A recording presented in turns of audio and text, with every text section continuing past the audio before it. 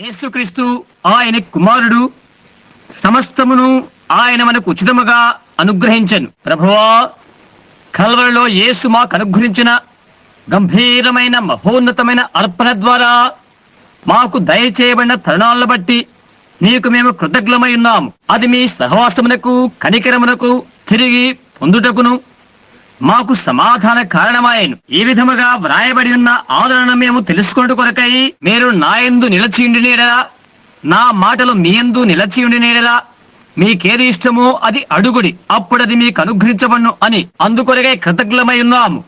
మాలో ఉన్న సమస్తాన్ని బట్టి అది నమ్ముటకు మాకు విశ్వాసం దయచేయమని మేము ప్రార్థిస్తున్నాం. ప్రభువా, దినములోని ప్రతి శ్రమను, జీవితములోని ప్రతి భారాన్ని ప్రక్కన పెట్టి కావలవాడి మొదలుకొని పాదిరి గారి వరకు అశుద్ధాత్మ మాతో మాట్లాడినట్లుగా భయముతో ఆలకించుచు ఎదురు చూచుచున్నాము. కానీ మా మనస్సులో మరొకటి లేదు. మిమ్మల్ని గూర్చిన మరింతగా తెలుసుకుని ఒక మంచి కార్యము నెరవేర్పు జరుగునట్లుగా మేమిచ్చట ఏకముగా కూడి ఉన్నాము. ప్రభువా, ఈ ఎండవేళ దినములో అందుకొరకే మేమిచ్చట చేరి ఉన్నాము. జీవం గల మీ వాక్యాన్ని బట్టి మీరు మాట్లాడండి. సజీవమైన మీ వాక్యమే మాలో వసించి మాతో నివసించును కాక, మేము లోక రూపమునకు లేక ఆ ఆకారమునకు కాక మా ఆత్మ నూతనత్వము చెందుట ద్వారా దేవుని కుమారుని సారూప్యమునకు రూపాంతరము పొందుకొనును కాక. ఓ, మేమది ఆలోచన చేస్తున్నప్పుడు మా హృదయాలు వణికిపోతున్నవి. మా ఆత్మలో ఆనందం అవధులు దాటి పొల్లుతున్నది. కారణం దేవుని యొక్క కుమారుడు కుమార్తెలని తెలుసుకోవడం చేతనే ఆయన రెండవ రాకడ అంచు కొనన మేము నిలబడి ఉన్నాము. దేశాలు వివిధ రాజ్యాలు మా పాదముల క్రింద కంపించిపోతున్నవి. లోకమందునదంతా తుడిచివేయబడుతున్నది. అయితే అదంతా కూడా ఒకానొక దినాన ఆయన వచ్చి అంతము లేనిది అచంచలమగు రాజ్యమునకు మమ్ము తీసుకుని పోవుట కొరకే మేము ఆయన రాజ్యం యొక్క ప్రజలమని మేము తలస్తున్నాము. ఓ దేవా, నీ వాక్యమును నీటి ద్వారా మేము కడుగబడినట్లుగా మా హృదయమును పెదవులను పరిశుద్ధాత్మ ద్వారా నేడు సున్నతిపరచండి. ఆయన మహిమార్థమై ఆయన నామమునే అడుగుచున్నాము. ఆమేన్. నేటి ప్రాతకాల వేళ పాఠ్యాంశమును నేను సమీపించ ఆశించుచున్నాను. ఒకవేళ స్వస్థత కూటం ఉన్నట్లయితే కొంచెం మార్పు గల దానిపై మాట్లాడాలని అనుకున్నాను. అయితే ప్రార్థనా కార్డులు 8, 8:30, 9 గంటల వరకు ఇవ్వబడి ఉన్నామని ప్రకటించాము. కొన్ని నిమిషాల క్రితమే బిల్లి ఇంటికి వచ్చి ఇక్కడ ఎవరూ లేరని చెప్పాడు. అందుచేత అతడు ప్రార్థనా కార్డులు ఇవ్వలేదు. అందుచేత సంఘ క్రమము కొరకు చర్చనీయాంశాన్ని తీసుకోవాలని ఆశించాను. లోకము ద్వారా మోసపరచబడిన సంఘము అను అంశంపై నేను మాట్లాడతాను. కొంత న్యాయాధిపతుల గ్రంథము నుండి 16వ అధ్యాయము 10వ వచనం నుండి చదవాలని కోరుతున్నాను. అప్పుడు దెలీలా సంసోనుతో, ఇదిగో నీవు నన్ను ఎగతాళి చేసి నాతో అబద్ధమాడితివి. నేను దేని చేత బంధింపవచ్చునో దయచేసి నాకు తెలుపమని చెప్పగా అతడు ఆమెతో ఇలా చెప్పాను, పేనిన తరువాత పనికి పెట్టని కొత్త తాళతో నన్ను బాగుగా బంధించలేలా నేను బలహీనుడై సామాన్య మనుషులలో ఒకని వలె అవుదును. అంతటి దెలీలా పేనబడిన కొత్త తాళ్లను తీసుకుని వాటితో అతని బంధించి, సంసోను, ఫిలిష్తీయులు నీ మీద పడుచున్నారు అని అతనితో అనెను. అప్పున మాట నుండి వారు అంతఃపురంలో ఉంది. అతడు తన చేతుల మీద నుండి నూలు పోగుల వలె ఆ తాళ్లను తెంపెను. అప్పుడు దెలీలా సంసోనుతో, ఇది వరకు నీవు నన్ను ఎగతాళి చేసి నాతో అబద్ధమాడితివి. నిన్ను దేని వల్ల బంధింపవచ్చునో నాకు తెలుపమని చెప్పగా అతడు, నీవు నా తల జడలు 7 అల్లిక అల్లినలా సరే అని ఆమెతో చెప్పాను. అంతటా ఆమె మేకుతో దాన్ని దిగగొట్టి, సంసోను, ఫిలిష్తీయులు నీ మీద పడుచున్నారని చెప్పాను. అతడు నిద్ర మేల్కొని మగ్గపు మేకును నేతను ఊడదీసుకుని పోయాను. అప్పుడు ఆమె, నా యందు నీకు ఇష్టము లేనప్పుడు నేను నిన్ను ప్రేమించుచున్నానని ఎందుకు చెప్పుచున్నావు? ఇది వరకు నీవు ముమ్మారు నన్ను ఎగతాళి చేసి నీ గొప్ప బలము దేనిలో ఉన్నదో నాకు తెలుపకపోతేవి. ఆమె అనుదినము మాటల చేత అతని బాధించి తొందర పెడుచున్నందున అతడు ప్రాణము విసిగి చావకోరెను.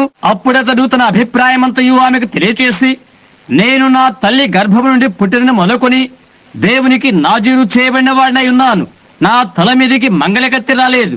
నాకు క్షవరము చేసినలా నా బలము నాలో నుండి తొలగిపోయి ఇతరుల మనుషుల వలె అవుదునని చెప్పాను. తన అభిప్రాయమును తనకు తెలిపిన దెలీలా ఎరిగి ఆమె వర్తమానం పంపి ఫిలిష్తీయుల సర్దారులను పిలిపించి, ఈసారికి రండి, ఇతడు తన అభిప్రాయం అంతయు నాకు తెలిపిన నేను. ఫిలిష్తీయుల సర్దారులు రూపాయలను చేతబట్టుకుని ఆమె యొద్దకు రాగా ఆమె తన తొడ మీద అతని నిద్రపుచ్చి ఒక మనిషిని పిలిపించి వాని చేత అతని తల మీద 7 జల్లను క్షౌరము చేయించి అతని బాధించుటకు మొదలు పెట్టాను.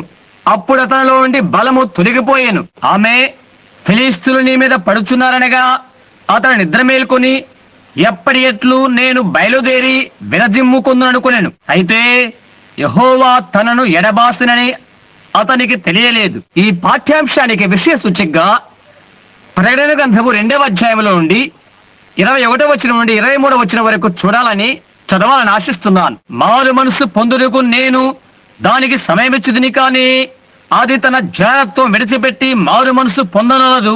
ఇదిగో నేను దానిని మంచం పట్టించి దానితో కూడా వ్యభిచరించు వారు దాని క్రియల విషయమై మారు మనసు పొందితేనే కాని వారిని బహు శ్రమల పాలు చేతును. దాని పిల్లలను నిశ్చయముగా చంపెదను. అందువలన అంతరింద్రియములను హృదయములను పరీక్షించువాడును నేనే అని సంఘములను నీవు తెలుసుకొనును. మరియు మీలో ప్రతివానికి వాని వాని క్రియల చొప్పున ప్రతిఫలమిచ్చేదను. చదవబడిన ఆయన వాక్యానికి ప్రభు తన ఆశీర్వాదాన్ని తోడు చేయును కాక. మంచిగా ఆరంభించి ఆగిపోయిన సంఘానికి సంసోను ఒక గొప్ప నిర్వచనంగా ఉంటున్నాడు. సమతల మార్గాన్ని విడిచిన వాడు అతడు. దేవుడైన పరాక్రమశాలిగా పిలువబడి దానిని విడిచిన వానిగా అతడు ఉంటున్నాడు. అయితే అతడు ప్రభువును సేవించుచునే ఆయన మాటలను అవలంబించుచునే ఆయన ఆజ్ఞలను గైకొన్న వానిగా ఉంటున్నాడు. సంఘము చేస్తున్న పని అది సాగిపోవుట ఆగిపోయినది. లోక భావనలో మనం ఇలా చెప్పవచ్చు, నిజమైన అడుగుతోనే ప్రారంభించినది. ప్రభు యొక్క ఆజ్ఞలు గైకొంటికే అది ఆరంభించినది. సంసోను ఎంతకాలం ప్రభువుతో నడిచాడో అంతకాలము కూడా ప్రభు సంసోన్ను వాడుకున్నాడు. ఆయన్ని వెంబడించే ఎవరైనా సరే దేవుడు వినియోగించుకుంటాడు, ఎవరినైనా కాపాడుతాడు. ఎందుకంటే అది దేవుని వృత్తి కాబట్టి. అయితే ఎప్పుడైతే దేవుని కార్యాల నుండి మనం మరలుకుంటామో అలాంటప్పుడు దేవుడు మనలను ఇక వినియోగించుకున్నాడు. దేవుని యొక్క కట్టడాలు అనుసరించి స్థిరతగా మనం ఎప్పుడు నడుచుకుంటామో బైబిల్లోని ప్రతి పుటలో మనము నిలబడి ఉండి వాక్యము ద్వారా ఆరాధన చేస్తామో ఆయన్ను ఆత్మతోనూ వాక్య సత్యముతోనూ ఆరాధించినప్పుడు అటువంటప్పుడు ఆయన ఏ వ్యక్తినైనా వినియోగించుకుంటాడు. అయితే దేనికోసమో మరులు కొలపబడి దాని కొరకై ఒక అభిప్రాయాన్ని స్వీకరిస్తే అప్పుడు ఆ వ్యక్తిని దేవుడికి ఎన్నడూ వినియోగించుకున్నాడు. అందుచేత నేటి సంఘానికి సంసోను ఒక ప్రఖ్యాతిగాంచిన ప్రతినిధిగా ఉంటున్నాడు. సంఘము ఆరంభమైనప్పుడు దేవుడు సంఘాన్ని వాడుకున్నాడు. ఎందుకంటే ప్రభు యొక్క ఆజ్ఞలకు జాగ్రత్తగా సంఘం నడుచుంది కాబట్టి. ఆయన న్యాయ విధులను కట్టడలను గైకొని ఆయన ఆజ్ఞలను నెరవేర్చినది.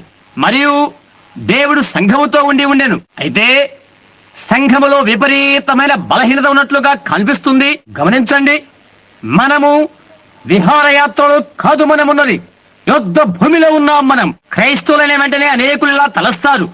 వారు చేయవలసిందంతా ఇక అంతటితో అయిపోయిందనుకుంటారు. వారు క్రైస్తవులు కనుక ఇక సమస్తం సులభమైపోతుంది. అలాంటి తలంపులని తలలో పుట్టనీయవద్దు. నేనెందుకు క్రైస్తవునైనగా యుద్ధము చేయడానికి విశ్వాస సంబంధమైన మంచి పోరాటాన్ని పోరాడు కొరకే, యుద్ధ తీర పంక్తుల్లో నేను ఉండడు కొరకే నేను క్రైస్తవునయ్యాను. క్రైస్తవ యుద్ధ వీరులం మనం. మనకు తర్బీతు కావాలి, తయారు పడాలి. శత్రు యొక్క ప్రతి పన్నాగాన్ని మనము గుర్తెరగవలసి ఉన్నది. ఎలా భద్రత చేకూర్చుకోవాలో, యుద్ధం ఎలా చేయాలో మనము తెలుసుకోవలసి ఉన్నది. పరిశుద్ధాత్మ మనకు బయలుపరిచినప్పుడు మాత్రమే మనం చేయగలుగుతాము. మనకు యుద్ధం ఆసన్నమైనప్పుడు ఇరుగు పొరుగు దేశాల యొక్క ఆలోచనలు మనం తీసుకోము, మన సొంత ఆలోచనలే మనము పాటిస్తాం. అలాగనే పరిశుద్ధాత్మ ఏ ఆలోచన మనకు అనుగ్రహించునో ఆ ప్రకారంగానే నడిపించబడదాము. ఎందుచేతనగా ఆయనే క్రైస్తవ సైన్యానికి సైన్యాధిపతి అయి ఉన్నాడు. సంసోను మంచి పనే చేశాడు. పొలసులాట మనం అలా పిలుస్తాం. పొలుసులాట ఆరంభించే వరకు సంసోను గొప్ప వ్యక్తిగానే ఉన్నాడు. తన సొంత భూభాగాన్ని దాటే వరకు సంఘము బాగానే నడిచినది. తన సరిహద్దులు దాటే వరకు బాగానే ఉన్నది. సంసోను సరస సల్లాపాలాడటానికి ఆరంభించాడు. అది ఇశ్రాయేల్ అమ్మాయిలతో కాదు, ఫిలిస్తీన్ల యువతలతో సరసాలాటగా ఆరంభించాడు. సంఘము చేసిన కార్యము దానికి సమపోలికై ఉంటుంది. అది స్వకీయులను ప్రేమించుటకు అది ఎన్నడూ అవలంబన చేసుకోలేదు. అది అవిశ్వాసుల వెంటబడి అవిశ్వాసులతో సరస సల్లాపాలు ఆడుటకు ఆరంభన చేసినది. మనము చేసిన ఘోరమైన తప్పిదాలలో అది ఒక ఘోరమైన తప్పిదమవుతుంది. మంచివి కాని కార్యాలను చేయడం కొరకు సంఘము ఆరంభించినది. సంసోను వలె చెడ్డ స్నేహ బృందాని వెంట అది ఉండనిచ్చినది. సంసోను ప్రభు ప్రజల యొక్క సహవాసములో ఉన్నంతకాలము మంచిగానే ఉన్నాడు. అయితే చెడ్డ సహవాసులతో సరస సల్లాపాలు ఎప్పుడు నేర్చుకున్నాడో అప్పుడు ఇబ్బందులో పడిపోయాడు. ఆ విధంగానే సంఘము కూడా పరిశుద్ధాత్మ యొక్క నాయకత్వం ద్వారా ప్రతి దినము భక్తిపూర్వకంగా సంఘం నడుస్తూ ఉన్నప్పుడు దేవుడు వారిని దీవించాడు. అద్భుత ఆశ్చర్య సూచక కార్యాలు సంఘములో జరిగించబడినవి. అయితే లోక భూయిష్టమైన చెడ్డ సహవాసులను వారు స్వీకృతము చేస్తుంటే అది చేసిన ప్రప్రథమ నేరము బహు చెడ్డ కార్యము ఏదనగా ఒక తెగకు చెందిన సముదాయముగా అది ఏర్పడటమే. ఇతర విశ్వాసులతో సహవాసాన్ని ఛేదించుకున్నది. ఎందుచేతనంటే దేశాలు ఒక తెగ సముదాయముగా ఏర్పరచుతున్నవి కనుక. అయితే ఈ గంభీరమైన స్వార్థ ఏదో ఒక దేశానికి ఒక తెగ ప్రజలకు ప్రతిష్ఠిత చేయబడినది కాదు. అన్ని దేశాల వారికి, అన్ని తెగల వారికి, అన్ని భాషలు మాట్లాడే వారికి, అందరి ప్రజలకు హెచ్చరించు ప్రతివాడు రావచ్చు అని రీతిగా అందరికీ అర్పించబడి ఉన్నది. మనం ఎప్పుడు కూడా సరిహద్దు రేఖను గీయుటకు దేవుడు ఎప్పుడు అంగీకరించడు సుమా. మానవుడైతే అలా ఉండాలని అపేక్షిస్తాడు. వారిని అనుకరణ చేయటమో లేక పోల్చి చూడటమో చేస్తాడు. లోకం నడిచిన రీతిగా నడవడం, వారు చెప్పే విషయాలు చెప్పడం, వారు ఏ విధంగా జయాన్ని సంపాదిస్తారో అలా జయము పొందడం. లోకము చేసే రీతిగా మనము చేసి విజయం పొందకూడదు. దేవుని కట్టడాలు గైకొంటూ ఆయన మార్గాల్లో మనము అనుసరించడం ద్వారానే మనము విజయం పొందుతాము. మనమెన్నడూ లోకాన్ని అనుసరించడం ద్వారా అది పొందలేము. టెలివిజన్ ద్వారా సిగరెట్ కంపెనీ శిఖరాగ్ర సఫలాదాయాన్ని సంపాదిస్తే బీరు విస్కీల గుంపు టెలివిజన్ తోడ్పాటు వలన అధిక ఆదరణ సంపాదిస్తే సంఘము టెలివిజన్ ద్వారా జయాన్ని సంపాదించదటకు అది ఎటువంటి నిదర్శనం కాదు. దేవుడి యొక్క శక్తి ద్వారాను పరిశుద్ధాత్మ కార్యాల ద్వారాను సంఘము యొక్క విజయము ఆధారపడి ఉంటుంది. సిగరెట్ కంపెనీ లేక ఇతరమైన కంపెనీలకు టెలివిజన్ ఫలానా కార్యము చేస్తుందని మనం చెప్పకూడదు. అలాంటి ప్రజలతో ఆ విధమైన వాటిని పోల్చడానికి ఏ విధమైన లేఖనము మనకు ఆధారము లేదు. మనము చేస్తున్న కొలది అనేకమైన ప్రజలను మనము ఆకర్షించవచ్చు. అయితే అలాంటి పనిని చేయడానికి దేవుడు మనల్ని అభిషేకము చేయలేదు.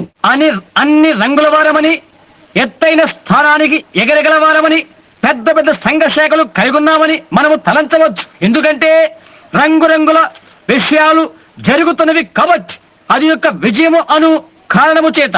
ఆత్మీయంగా చెప్పాలంటే అను దినము కూడా మన పదాల పైన మనము చనిపోతున్నాం. ఈ ఉదయ వేళలో 1,00,00,000 మంది ప్రజలమై మన మీద నిలుచుంటే పరిశుద్ధాత్మ మనతో ఉండరు. మంచిగా ఉండి 10 మంది మనము నిలబడి ఉంటే పరిశుద్ధాత్మలతో ఉంటారు. లోకముతో మనము సరిపోల్చకూడదు. మొట్టమొదటిగా సంఘము చేసిన కార్యం ఏదంటే సంఘం ఒక శాఖగా ఏర్పరచుకున్నది. మొట్టమొదటిగా శాఖగా నిర్మాణమైన సంఘము కేథోలిక్ సంఘము, ఆ తర్వాత లూథరన్. కేథోలిక్ సంఘములో ఒక తెగ సముదాయముగా వారు ఏర్పరచుకున్నప్పుడు ఒక సంఘ శాఖగా నిర్మాణం చేసుకున్నారు. ఒక రోజైతే సంసోను ఫిలిస్తీయుని మీద వచ్చి ఉన్నారు అని కేక వినబడినది. కేథోలిక్ సంఘం యొక్క బంధించబడి ఉన్న తాళ్లను సంసోను తెంచివేశాడు. మార్టిన్ లూథర్ సంఘ శాఖతోనూ ఉద్భవించాడు. దెలీలా ఎలా చేసిందో ఇంకొక త్రాడుతో సంఘాన్ని వారు బంధించారు. దేవుడు పిలిచిన మనుషులకు బదులుగా పరిశుద్ధాత్మ వల్ల ఎవరు పిలువబడ్డారో వారికి బదులుగా ఒకవేళ అట్టి వారికి అ ఆ ఇ అన్నది తెలియకపోవచ్చు. అయితే క్రీస్తును ఎరిగి ఉన్నారు వారు. ఆ పిదప రాజకీయ ఉపన్యాసకుల వలె నాగరికత కలిగి నవీనత డంబము గల వారిని సంఘము ఏర్పాటు చేసుకుంది. డాక్టర్ డిగ్రీలు వారి బోధకులు ఇవ్వవలసి ఉండేది. ప్రతి ఒక్కరి కూడా డాక్టర్ ఆఫ్ డివినిటీ అయిపోయారు. సంఘాన్ని బంధించే మరొక త్రాడది ప్రజలు వెళ్తారు, చదువుతారు. ప్రతి వేదాంత పాఠశాల కూడా ప్రఖ్యాతిగాంచిన విద్వాంసులు ఉత్పన్నం చేస్తుంది. ప్రతి సంఘము కూడా మా పాస్టర్ గారు డాక్టర్ ఆఫ్ డివినిటీ అని బడాయి చెప్పుకోవడానికి వారు చేసిన కార్యకలాపాలేంటి? ఒకరికి మించి మరొకరు గొప్ప జ్ఞానాన్ని పొందుకోవడానికి ప్రయత్నించారు. అలాంటిదేమీ దేవుని దృష్టిలో అర్హమైనది కాదు. ఏ వ్యక్తి అయినా లోక సంబంధమైన విద్యను అభ్యసించి దానితో దేవుని ఏ విధంగానూ ప్రీతిపరచడం అవసరం లేదు. అది దేవుని దృష్టికి హేయమైపోతుంది. లోక జ్ఞానముతోనూ లోక ఆశలతోనూ నీవెన్నడూ దేవుని సంతోషపరచలేవు. ఎందుచేతనగా దేవునికి అది వైరమని లేఖనము తెలియజేస్తున్నది. అది ఆయన చేయడు. జ్ఞానాన్నంతా సంపాదించుకోవాలని ప్రతి ఒక్కరూ ప్రయత్నిస్తారు. వారికి కేవలం ఏమి చేయాలో ఏం మాట్లాడాలో అవే తెలుసు. పరిశుద్ధాత్మ వర్తమానం వల్ల హృదయాలను ముంచివేసి పాపాలను బట్ట బయలు చేసి పరిశుద్ధాత్మ శక్తిని బయలుపరిచే బోధకులకు బదులుగా రాజకీయ ప్రసంగికులుగా అది తయారైపోతుంది. రాజకీయ వాగ్దాటి కొరకు వారు తద్దితి పొందుతున్నారు. అది మాకు అవసరం లేదు. అవునేలా అంటున్నాడు, సువార్త వాక్యముగా మా యొద్దకు వచ్చిన మాత్రము కాదు గాని పరిశుద్ధాత్మ కనపరచు శక్తి వలన వచ్చను అని. పరిశుద్ధాత్మ కనపరచు శక్తి ద్వారానే సువార్త తీసుకుని రాబడెను. అయితే ఇలాంటి వారంతా సెమినారీలకు వేదాంత పాఠశాలకు వెళ్ళి గొప్ప విద్య పొందుతారు. అంటే ప్రజలకు ఎదురుగా ఎలా నిలబడాలి, తాముగా ఎలా కనపరుచుకోవాలి, ఎలా వస్త్రధారణ చేసుకోవాలి, ఎలా నటించాలి అని ఎప్పుడు కూడా వ్యాకరణ తప్పులు మాట్లాడరండి. వీరు రాజకీయ ప్రసంగాలకు సరిపోతుంది. మనకైతే వశపరుచుకున్న మాటలు వాడకూడదు. ఎవరిలా చెప్తున్నాడు, నేను ప్రకటించు సువార్త అలాంటిది కాదు. అది పరిశుద్ధాత్మ నూతనత్వముతోనూ పరిశుద్ధాత్మ కనబడుతు శక్తితోనూ ఉన్నది. నీ నమ్మకము మనుష్య జ్ఞానాన్ని ఆధారము చేసుకున్నదై సుశైలితో కూడిన ఉచ్చారణది కాదు. అయితే పునరుద్ధానైన క్రీస్తు శక్తితో కూడి ప్రత్యక్షతతో రావాలి. అది ఆయన పునరుద్ధాన బలమునందు ఆయనను ఎరుగుట.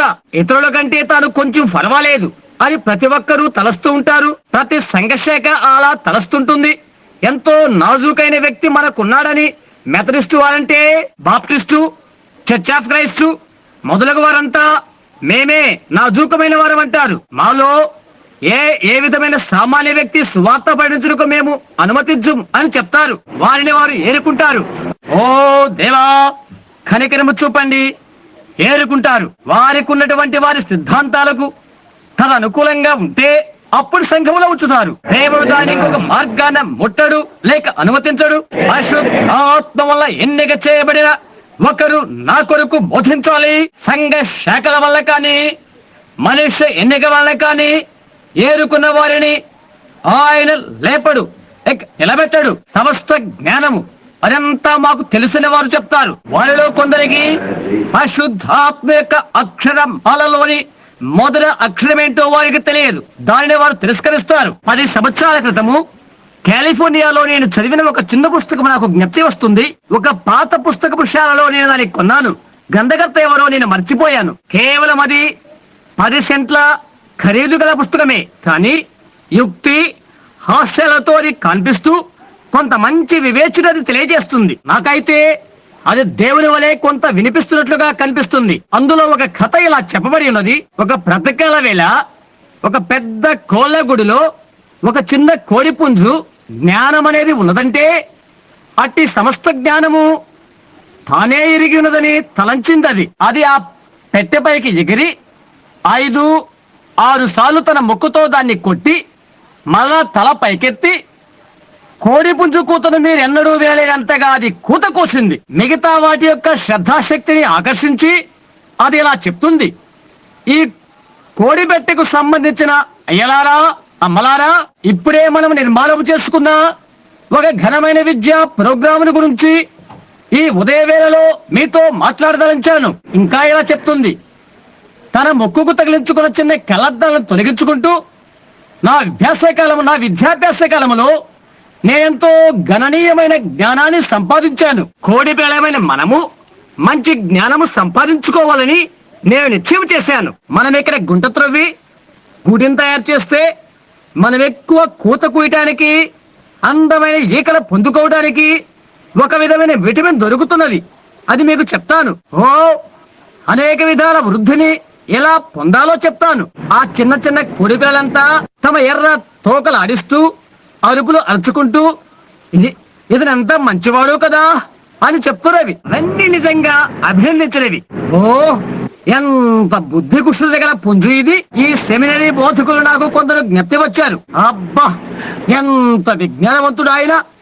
ఇక ఇతరత్ర కోళ్ల మీద మనం ఆధారపడవసరం లేదు. మనమంతా అతని వెంటే వెళ్ళాలి. ఈ చిన్న కోడి తన ప్రసంగాన్ని ముగించగలిపే అంత అందంగా ఎదుగునటువంటి ఈకల గల మరొక కోడిపిల్ల వచ్చి ఇలా చెప్తుంది, కోడి గులలో ఉన్న మిగతావన్నీ బయటికి వచ్చేయండి. అబ్బాయిలు, ఒక్క నిమిషం.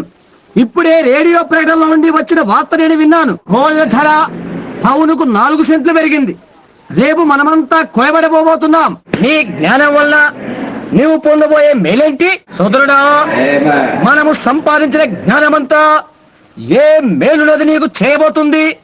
మనం 6 అడుగుల మట్టి కొరకే నిమిషాల్లో మొక్కల చెక్కలై చనిపోతాం.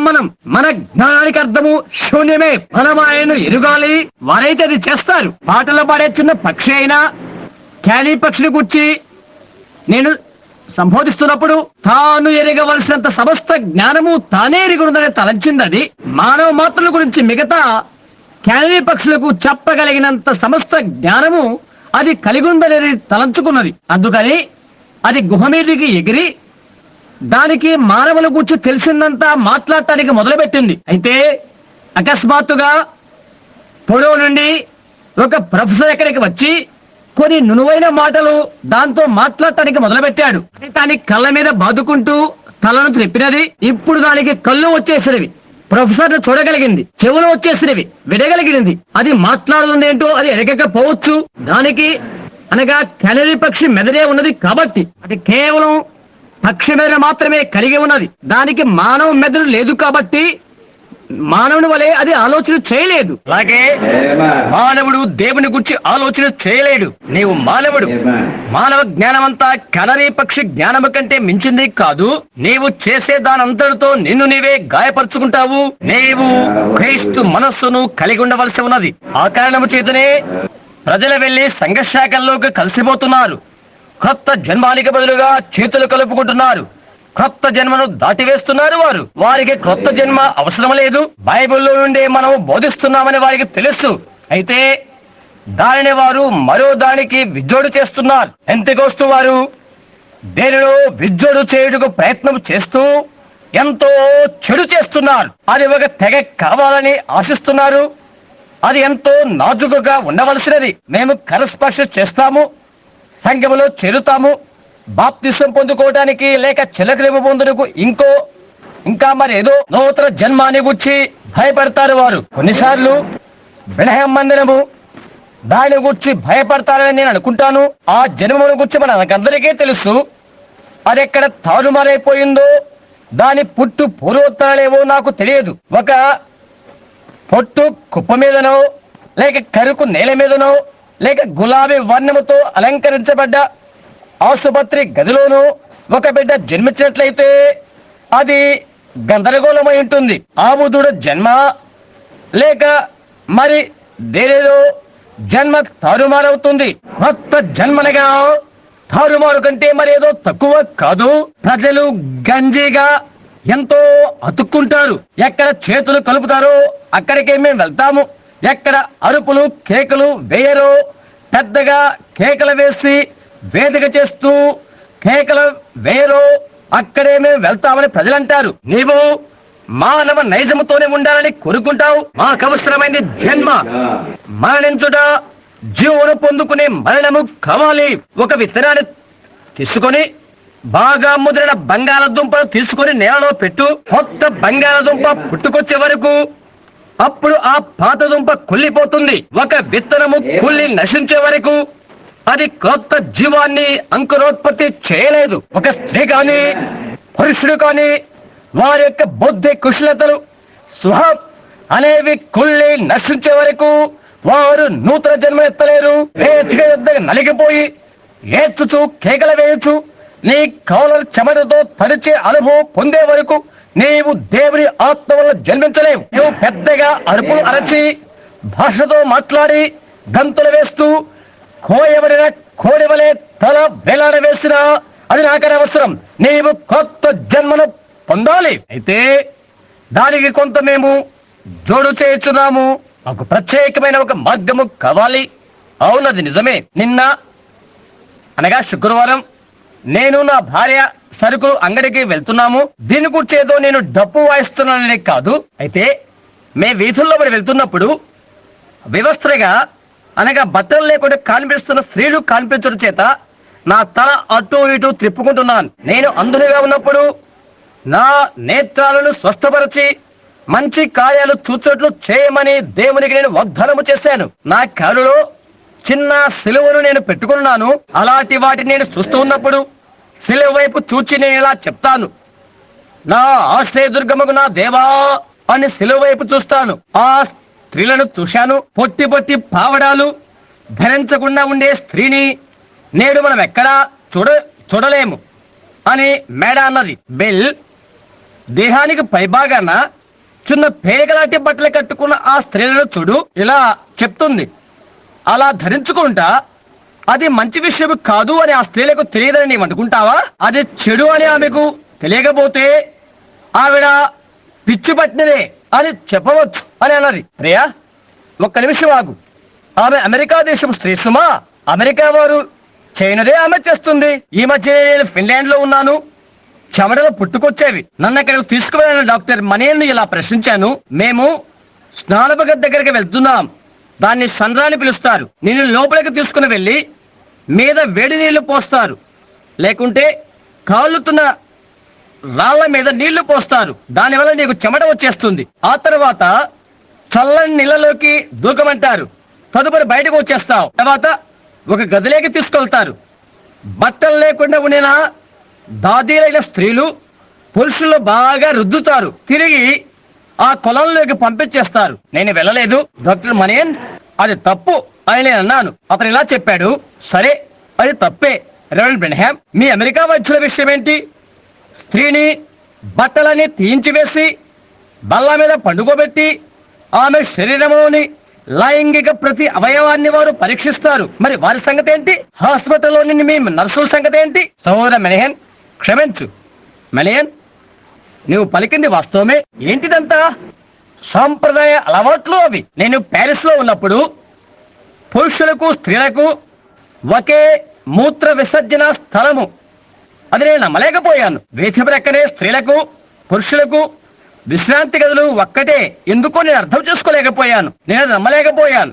ఒక స్త్రీ బీచ్ లో ఈత ఎదురుకు వెళ్తే ఒక అబ్బాయి ఉల్లాస హృదయ వెంట వెళ్తాడు. బట్టలు మార్చుకునే గదులు లేవు. ఆఖరి వస్త్రం ఉంచుకొని అన్ని బట్టలు విడిచివేస్తారు. వెనుదిరిగి చిన్న పేలిక కట్టుకుంటారు. ఈదడానికి వెళ్తారు. అది అలా జరుగుతుంది. ఏ విధమైన అభ్యంతరాలు వారికి ఉండవు. ఇది ఫ్రాన్స్ దేశం యొక్క అలవాటు. ఆఫ్రికా దేశంలో అయితే పిన్నెలు కానీ పెద్దలు కానీ స్త్రీ పురుషులు వారికి బట్టలే ఉండవు. గడ్డి బయలులో నడుస్తూ ఉంటారు. అలాగన విశ్రాంతి గదులు అలాంటివేమీ వారికి తెలియదు. ఎప్పుడు ఒకరినొకరు చూచుకొనకుండా ఉండలేరు. వ్యత్యాసం వారికి తెలియదు. వ్యత్యాసం వారికి తెలియదు. అది ఆ దేశం యొక్క సంప్రదాయము.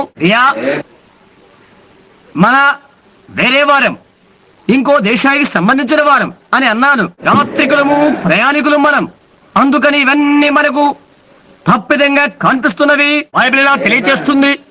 ఇలాగ చెప్పేవారు యాత్రికులము ప్రయాణికులమైన ఒప్పుకొని రానున్న పట్టణము కొరకు ఎదురు చూసిరి. ఫ్రాన్స్, ఆఫ్రికా దేశాలలో లేక ఏ ఇతరత్ర దేశములలో పరిశుద్ధాత్మ వల్ల తిరిగి జన్మించిన వారు ఇలాంటి కార్యాలను చేయరు, అటువంటి బట్టలు ధరించరు, అలాగా ప్రవర్తించరు. ఎందుచేతనగా వారు ఇంకో దేశానికి సంబంధించిన వారు, దాని నిర్మాణికుడు పరిపాలకుడు దేవుడే. మనం పరలోకము నుండి వచ్చిన వారము. నీలోనున్న ఆత్మ నిన్ను నీ జీవితాన్ని చెలింపజేస్తుంది. నీవు అమెరికా దేశ వాసమైతే అమెరికా వారు ఎలా చేస్తారో నీవు అలా చేస్తావు. నీవు ఫ్రాన్స్ దేశ నివాసమైతే ఫ్రాన్స్ వారు చేస్తున్నదిగా నీవు చేస్తావు. ఆ దేశ పౌరుడి వలె నీవు దేవుని సంబంధమైతే పరలోకవాసులు చేయరీతిగా నీవు చేస్తావు.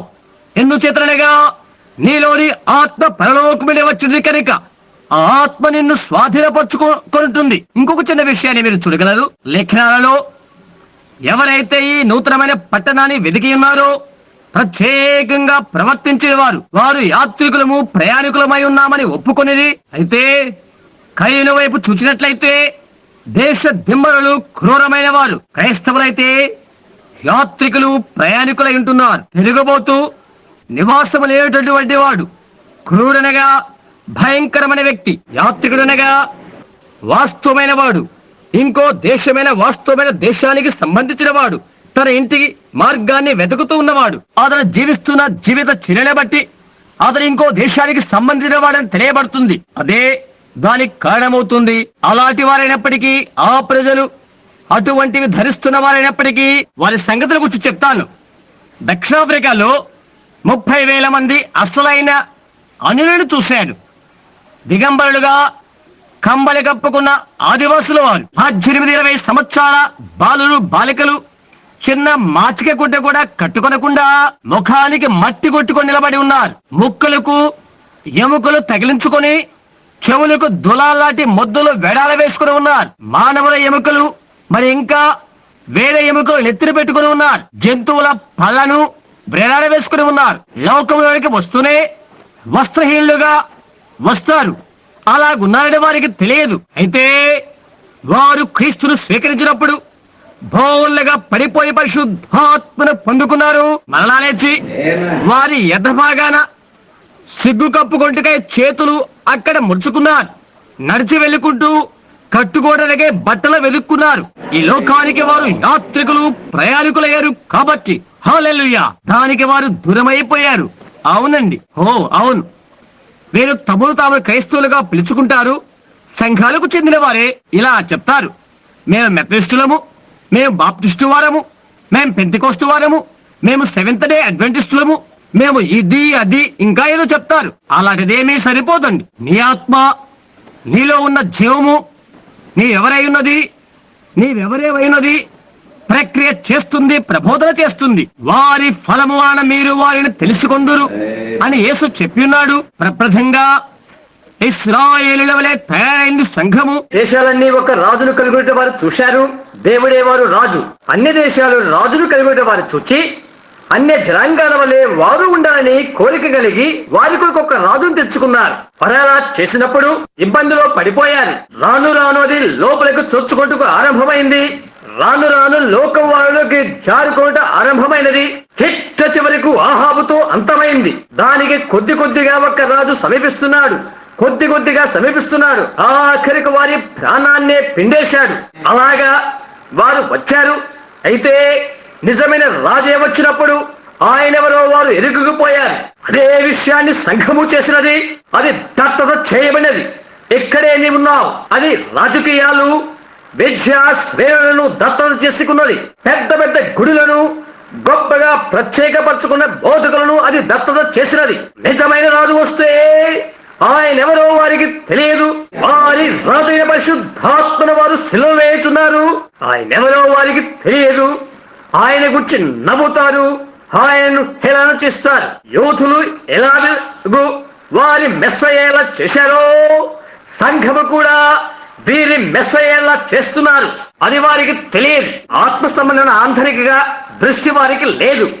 వారేమి చేస్తున్నారో ఆ గొప్ప భవనాలపైన, లోక సంబంధమైన పోలికలపైన వారి నేత్రాలు కూర్చుకుపోయినవి. కాబట్టి ఆ కారణము చేతనే లోకముతో మనం ఎన్నడూ పోల్చుకోకూడదు. మనలను మనము తగ్గించుకోవడానికి మనము అలవర్చుకోవాలి. దేవుల్లో ఒకరికొకరు అధికులవుతారు. నేటి సేవా పొలాలలో స్వస్థత సువార్తకులు ఒక విధమైన పోటీలు ఉంటాయి. ఒకరు ఇలా చెప్తారు, దేవునికి స్తుతులు, నాకు 1000 మంది ఉన్నారు, నీకంటే ఘనమైన కూటలు నేను జరిగించాను. దానిలోని వ్యత్యాసం ఏంటి? మాకు ఒక్కరు లేక 1,000,000 మంది. దాని యొక్క ప్రత్యేకత ఏంటి? దేవుని యందు మనం నమ్మకస్తులుగా ఉన్నామా? ఆయన వాక్యములకు నమ్మకస్తులుగా ఉన్నామా? పరిశుద్ధాత్మ పరీక్షకు మనం నిలబడగలుగుతున్నామా? అది నిజమేనా?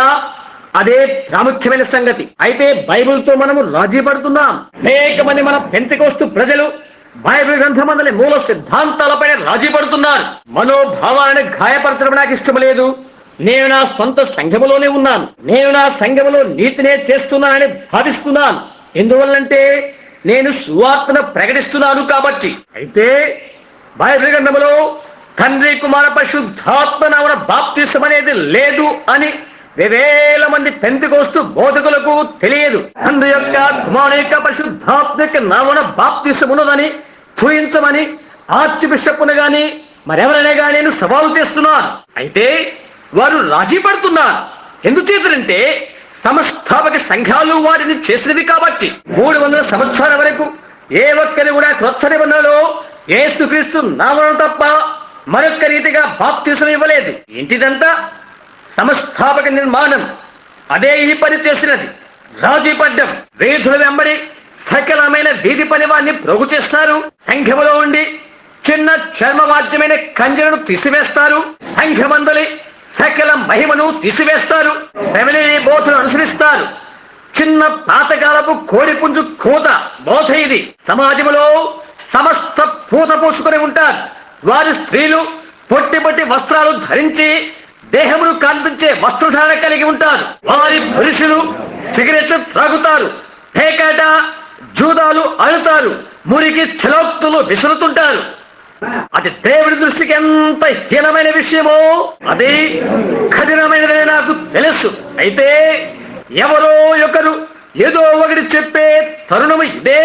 రాజీ పడ్డం, లోబడిపోవడం, లోకం వలె దాన్ని పోలి నడవడం. నా ప్రక్కన నాకెవరు లేనప్పటికీ, నేను ఒంటరిగా నిలబడవలసినప్పటికీ నేను చర్యను.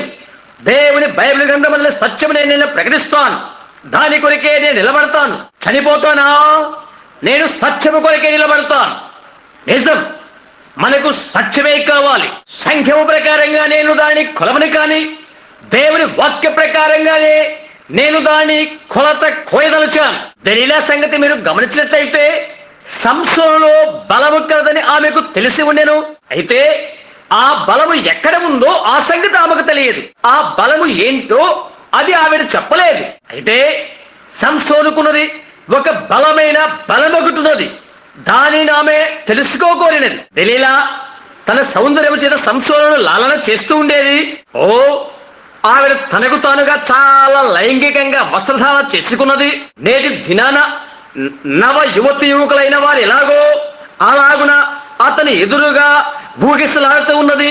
వివస్త్రలై మీరు ప్రవర్తించినట్లయితే తన వైపు సంసోను ఆకర్షించలాగున అదే విధానాన్ని లోకము సంఘము ఎలా చేసినది. మరి నీ గంభీరమైన బలం ఎక్కడ ఉన్నది? సరే, మనము సంఘశాఖగా నిర్మాణము చేసినట్లయితే అది శక్తిహీనమైపోతుంది. సంసోను ఫిలిస్తీయుని మీద పడుతున్నాడు. ఆ పిదప లూథరు వచ్చాడు. మరలా వారు సంఘం నిర్మాణము చేశారు. మరి యొక్క త్రాడుతో నీవు నన్ను బంధించినట్లయితే నేను బంధించబడతాను. అలాగనే వారు చేశారు. సంసోను ఫిలిస్తీయుల మీద పడుతున్నారు. జరిగిందేంటి? వెస్లీ వచ్చాడు, త్రాళ్లను తెంచాడు. ఎప్పుడూ నన్ను నీవు మోసం చేస్తున్నావు. సంసోను, నేను నిన్ను ప్రేమిస్తున్నానని తెలియదా? అలాగే నీ హృదయంలో ఉండి సత్యాన్ని వచించు. అలాగే ఇంకొక త్రాడుతో నన్ను నీవు బంధించు. అలాగే చేద్దాం. ఏంటిదంతా? అదే సంఘశాఖ త్రాడు. అది నన్ను విడిచిపెట్టండి. నాకు ఎలాంటి సంఘశాఖ లేదు. మీరు నాకు విడుదల చేకూర్చగలరని నేను చెప్పగలను. దాని పర్యవసానమే పెంతెకొస్తువారు. నీ బలము ఎక్కడా? ఫిలిస్తీయులు నీ మీద పడుతున్నారు. అతను మరలా త్రాళ్లను తెంచేసేశాడు. మరి ఇప్పుడు జరిగిందేంటి? అది పెంతెకొస్తు వారిని కలిగి ఉన్నది. ఏదో గంభీరమైన వారి మనుష్యులు, అట్టి వారి పాద్రీలకు, పెద్ద పెద్ద డాక్టర్ ఆఫ్ డివినిటీలు, మెథడిస్టులు, బాప్టిస్టులు మొదలుగా వారు ఉన్నటువంటి పాఠశాలలు, పరిపరి విధాల అలవాట్లు వీరు కలిగి ఉన్నారు. వారి సంఘానికి వెళ్ళి చూడు. ఆమెన్ అనే మాట నీవు వినలేవు. ఉత్తర ధ్రువాన ఎస్కిమోల గుంపు చల్లగా ఉన్నట్లు వారు చప్పబడి ఉంటారు, చప్పబడిపోయారు, వ్యత్యాస రీతిగా ఉన్నారు. మరి ఇప్పుడు సంసోను ఫిలిస్తీయుని మీద పడుతున్నారు, అమెరికా ఫిలిస్తీయుని మీద పడుతున్నారు. ఎక్కడ ఆ ఏకాత్మ పెంతెకోస్తు యొక్క ఏకత్వం ఎక్కడ? Assemblies of God, United church of God, అది ఇది ఇంకేదేదో, ప్రతి దానికి ఏదో ఒక ఇజం, ఒక నమ్మకం ఉంటుంది. దాంతో ఇది, దానితో అది, ఒక సంఘం దాని ఏర్పాటు భరించి నగరంలో ఉద్యమం కూడా ఏర్పాటు చేస్తే మిగతావి అసలు ఆ ప్రాంతానికి హాజరు కావు. అమెరికా కమ్యూనిస్టుల మీద పడుతున్నారు. మన బలం ఎక్కడ? మన మహిమ ఎక్కడ?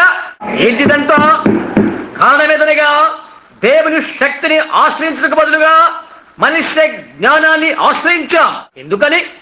మన బోధకుల వారు కలిగి ఉన్నారు. కార్యాలన్నీ గంజిమారిగా గట్టిగా అతుక్కునే విధంగా ఉండి మెడవంతుల జనంగాను కాచువలే అతుక్కునే వారిగాను ఉండేంత వరకు వారు మనల్ని నిర్మాణం చేశారు. ఇంతవరకనిగా ఇక సంఘములో ఎలాంటి కేకలు వినబడకుండా ఉండేంత వరకు ఎవరైనా ఏడ్చనేది నీవు ఇక వినలేవు. ఏడ్చేవారి పల్ల నేల మాలిలో పెట్టబడినది. ఇక సంఘములో మహిమ అనేది లేదు. ఇక మనము చేసేదంతా వెనకల కూర్చొని ఎంత గట్టిగా అతుక్కోవాలో అంత గట్టిగా అతుక్కొని కూర్చున్నదే. మనం స్వతంత్రులు కాదు, మన బంధీరమై ఉన్నాం. జీవము గల దేవుని సంఘాన్ని నాగరికత దయ్యాలతో దయ్యం బంధించి వేసినది. అవును, సంఘములో ఇక శక్తి లేదు, ఇక స్వతంత్రత లేదు. ప్రజలంతగానో ముడుచుకొని అతుక్కున్న వారై ఉంటారు. పెంతెకోస్తు ప్రజల మధ్యకు దేవుడు రాగలడు. వచ్చి ఆయన దేవుడై ఉన్నాడని, ఆయన పునరుద్ధాన బలమును, ఆయన అద్భుత కార్యాలను బయలుపరిచి రుజువు చేసుకోగలడు. అది చివరికి వాడిని కదిలింపునై రాలేదు. ఆయనకే మహిమ కలుగును గాక. ఎందుకనగా అది ఎంతో అవమానకరమైన విషయం. దేశమంతా నేను సంచారము చేశాను, దేవుడు కార్యము చేస్తున్నాడు, సూచనలు కనపరుస్తున్నారు. ప్రజలు ఇలా కూర్చొని ఇలా అంటారు, భలే అది సరిగానే ఉందని అనుకుంటాను. ఓహో, అది జరుగుతుందని నాకు తెలుసు. అది వారిని కదిలించలేదు. ఎందుకని? వారి లోకమనే దేలా చేత బంధించబడి ఉన్నారు. ఇనుప కడ్డీల మధ్య ఇరుక్కుని ఉన్నారు. అలాంటి వారిని వారు ఉంచుకొని ఉన్నారు. ఇంకా వారిని ఏక సంఘముగా ఏకము చేసి ఉన్నారు. సంసోను, ఫిలిస్తీయులు నీ మీద పడుతున్నారు, దాని గురించి నీవేం చేయబోతున్నావు? మాదే పెద్ద సంఘశాఖ అయి ఉన్నది. అవును, వాస్తవమే. ఎన్నడూ ఎంతగా ఎంతో మంది ఉన్న సంఘ సభ్యత్వం కలిగి ఉన్నామండి. ఆత్మ ఎక్కడ? పరిశుద్ధాత్మ ఎక్కడ? దయ్యము చేసిన పని ఏది? అదే. అది సంఘాన్ని లాలన చేస్తుంది. నీవు చేసినట్లయితే నీకు పెద్ద మందిరాన్ని చేస్తాను రా అని లాలన చేస్తుంది అది. ఇప్పుడు నీకున్నవాడి మూఢ భక్తుడైన బోధకుడిని వదులుకుంటే, కొద్దిగా బుద్ధి గల డాక్టర్ ఆఫ్ డివినిటీ బోధకుడు నీకు సంపాదించుకుంటే, ఇతరులకు ఉన్నటువంటి అందమైన విషయాలమైన భవన నిర్మాణం చేస్తాం. ఇది నీకు సిగ్గుచేటు. ఆ మనిషికి కాపీ గింజల్లోని వ్యత్యాసం అర్థం కాకపోవచ్చు. అయితే ఆత్మపూర్ణుడై దేవుని శక్తి చేత రాజీ పడని వ్యక్తి అయి ఉంటాడు. అయితే అది ఎంతగానో అతుక్కుపోయినది, మిళితమైపోయినది. కూడికలో ఒక దేవుడుకు భక్తుడు లేచి భాషలతో మాట్లాడి కొద్దిగా కేక వేయులాగున, లేకుంటే ఇంకొకటి చేయులాగా మిగతా వారంతా చుట్టూ మూఢుల వలె చూస్తారు. ఏంటిదంతా? ఎందుకు ఆశ్చర్యపడాలి? ఎక్కడో ఒక మూఢ భక్తిపరుడు రాలిపోయి ఉండాలి. అది సత్యమే. అది తెలుసా? ఒక నిరుపేద లోనికొచ్చి ఆనందభరితుడై చేతుల పైకెత్తి ప్రభుకు స్తోత్రం అని పెద్దగా చెప్తాడు. హోదరి అంటున్న వ్యక్తి సువార్త పడిన బట్టి ఆమెన్ అంటాడు. వారంతా అతడు చెప్పినది విని వెనుదిరిగి చూస్తారు. అతడు పెంతెకోస్తువాడు అని అంటారు. దీనికి గల కారణమేంటి? నీవు మెథడిస్టుకో బాప్టిస్టుకో చెందిన వాడేవు. అట్టి వారు కేథలిక్ వారిని మాదిరి ఉన్నారు. కథోలిక్ నరకానికి మాదిరిగా ఉన్నారు. అందరూ కలిసి నరకానికి మాదిరిగా ఉన్నారు. అవును, పెద్ద పెద్ద సంఘాల్లోకి దేనిలా నిన్ను ప్రేమ మోహముతో తీసుకెళ్తుంది. విద్యావంతులైన సేవకులను ఉన్నత శ్రేణి గల తరగతుల్లోకి నడిపించుతున్నది. ఇది మీకు తెలుసా? ఇక్కడ ఒక కోటీశ్వరుడు ఉన్నాడు. అతనికి మనం సంఘంలో చేర్చుకుంటే అతడు తిరిగి జన్మించిన వాడు కానట్లయితే అతడు అక్కడ ఉండటానికి యోగ్యుడైన వాడు కాదు. అతడు కోట్ల రూపాయల ధనము కలిగిన వాడు అయినప్పటికీ నాకు అనవసరం. లేక 40 కెడిలాక్స్ ఇంకా ఏమి ఉన్నప్పటికీ నేను లెక్క చేయను. అతడు తిరిగి జన్మించవలసినది, నూతన జన్మలోనికి రావాలి, పరిశుద్ధాత్మలోని మరలా జన్మించవలసి ఉన్నది, నూతన జన్మెత్తడికి రావాలి, ముక్కు నిండా చీమిడి నింపుకొని క్షమించండి గొప్పలు పెట్టుకుంటూ కేకలు వేసుకుంటూ మిగతా వారి వలె అలా వచ్చి అతడు అది పొంది ఉన్నాడని గుర్తుగా జీవించు జీవితాన్ని బట్టి రుజువుపరచుకోవాలి. ఆమేన్. అదే నీకు కావాలి. సంసోను, ఫిలిస్తీన్లు నీ మీద పడుతున్నారు, కమ్యూనిస్టులు నీ మీద పడుతున్నారు, లోకము నీ మీద పడుతున్నది, దయ్యము నీ మీద పడుతున్నది. దేవుని ఆత్మ చేసిన మహత్కార్యాలు వారు చూస్తారు. యేసు వాగ్దానం చేసిన ఆయన పునరుద్ధాన క్రియలను చూచి తిరిగి వెళ్ళి, ఇది తెలుసా సహోదరు బ్రహ్యాం ఎంతో మనస్సులోని విషయాలని చెప్తూ ఉంటాడు, అది దయ్యం అని మా పాద్రి గారు చెప్పారు అని అంటారు. అబలుడైన వేషధారి, భయంతో ఉన్న నాస్తికుడు, గొర్రె చర్మము చేత శృంగారించుకున్న తొడేలుము నీవు. యేసు చెప్పారు, మీరు నన్ను ఎరిగి ఉంటే నా దినమును మీరు ఎరిగి ఉంటారు. అయితే మిగతా లోకస్తుల వలె మిమ్మల్ని తయారు చేయుటకై మీకు సౌలు వంటి గుంపులున్నారు. దేవుని వాక్యాన్ని కలగోరు గంపలుగా చేయకుండా సత్యాన్ని ప్రకటిస్తూ పరిశుద్ధాత్మ బాప్తిసం పైన నిలబడు దేవుని జనుల సమూహం మాకు కావాలి. అయితే లోకము చేసిన పనేంటి? నీ శక్తినంతా క్షౌరము చేసేసినది. నీవు నాజిరిగానో లేక పెంతెకొస్తుగానో జన్మించావు. లోకమైతే నిశ్చయంగా నిన్ను క్షౌరమే చేసేసింది. అది ఇప్పుడు మిగతా వారి వలె అంటుకొని పోయినది. మనం ఇక ఏం చేయబోతున్నాం? జరగబోతుంది ఏంటి? ఈ పాఠ్యాంశం ముగించక మనకు ఒక్క మహిమకరమైన విషయాన్ని నేను ఆలోచన చేస్తున్నాను. సంసోను బంధించబడి ఉన్నప్పుడు మనకు ఇక ఉద్యమం అనేది ఉండబోదు. నమ్మకస్తుడు మన సహోదరు బిల్లీ గ్రహాం సంగతి విను.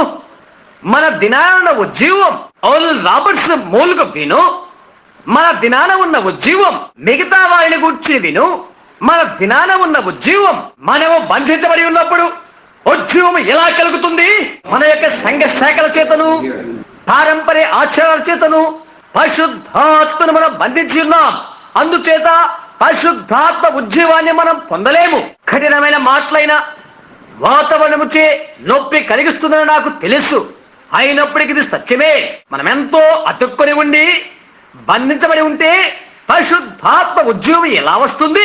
వారు పైకి భక్తి గలవారై, అంతేనని బైబిల్ చెప్తుంది, పైకి భక్తి కలిగి ఉండి దాని శక్తిని ఆశ్రయించిన వారు. ఏ శక్తి వారికి ఉన్నది? సంఘ శక్తి కాదు, లోకం యొక్క శక్తి, సంఘ శక్తి, పరిశుద్ధాత్మ శక్తి, సంఘములోని రహస్యమైన శక్తి. పాఠకాల పద్ధతిలో ఉన్న పరిశుద్ధాత్మ కలిగిన బోధకులకు బదులుగా సంఘము విద్యావంతులైన బోధకులను పెద్ద పెద్ద శృంగార భవనాలైన గుడులను ఏర్పాటు చేసుకుంటే తిరిగి మిషన్ లో చేరడం మంచిది. ఆమేన్. అవునది రాజ్యం. పరిశుద్ధాత్మను ఆర్పివేస్తుంటే, దానిని బంధించి వేస్తుంటే, భయపడిపోతుంటే పరిశుద్ధాత్మక ఉజ్జీవాన్ని నీవేలా పొందగలుగుతావు? అందులో ఒక ఇబ్బంది ఉండిపోయినది. ఫిలిస్తీన్లు నిలబడుతున్నారు. అయితే సంసోను ఖైదులో ఉండగా ఒక శుభప్రదమైన నిరీక్షణ మనకున్నది. వారు అతన్ని పట్టుకున్నప్పుడు ప్రథమంగా వారు చేసిన పని ఏంటి? ప్రథమంగా అతన్ని బంధించి వేశారు, అతని బలాన్ని తొలగించి వేశారు, అతని రహస్యాన్ని తెలుసుకున్నారు. నీ రహస్యాన్ని వారు తెలుసుకున్నారు. లోకము నీ రహస్యాన్ని తెలుసుకున్నది. మీ తల వెంట్రుకలు కత్తిరించుకునే స్త్రీలైన మీరు అది లోకం వలె పరిపాటి అయిపోయినది. లోకాన్నంతా వెంటాడే పురుషులైన మీరు మురికి మురికి చెరోక్తులు విసురుతూ సిగరెట్లు త్రాగుతూ వెళ్తుంటారు. ఇది బాగానే ఉన్నదని చెప్తూ ఉంటారు.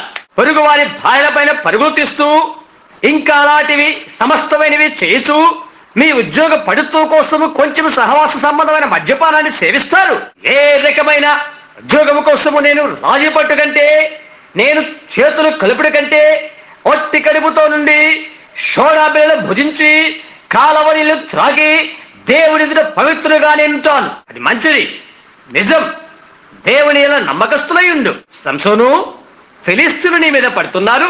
బెలెహాం మందర సంబంధికులారా, లోక నిజం మీలో చొచ్చుకొని వస్తున్నది. దానికి కారణమేంటి? మీ రహస్యాన్ని మీరు బహిర్గతము చేసుకున్నారా?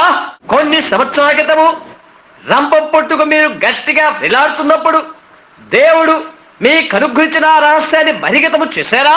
సాంఘిక సంబంధమైన ఆచార ఆరాధనలు మీలో చొచ్చుకొని వచ్చుటకు మీరు అనుమతి ఇచ్చారా?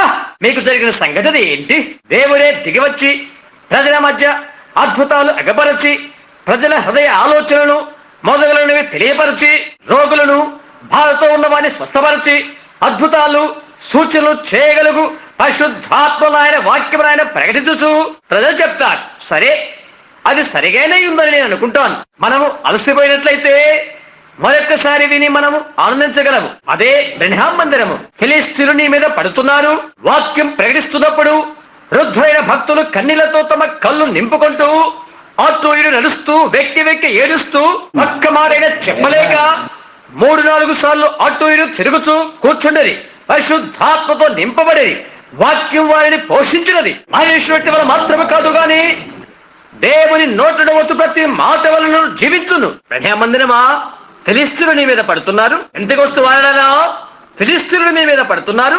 ఆ కారణము చేత నిన్ను నీవు గట్టిగా ఎంతో కాలం క్రితము నిర్మణాత్మకము చేసుకున్న మిగతా మీరంతా ఫిలిష్తీయులు మిమ్మల్ని ఆవరించున్నారు. మీరు ప్రెస్బిటేరియన్లు, బాప్టిస్టులు, మెథడిస్టులు, కథోలిక్కులు లేక ఇంకేదో ఎంతవరకు మీ లోపల ఇంకేమీ రాలేదు. మిగతా వారితో నీవేమీ చేయలేవు. అందుచేత ఉద్యమ మన దినాను క్రమబద్ధులైన ఉద్యమకర్త బంధించబడి ఉంటే అది మనకెలా పొందగలుగుతాము?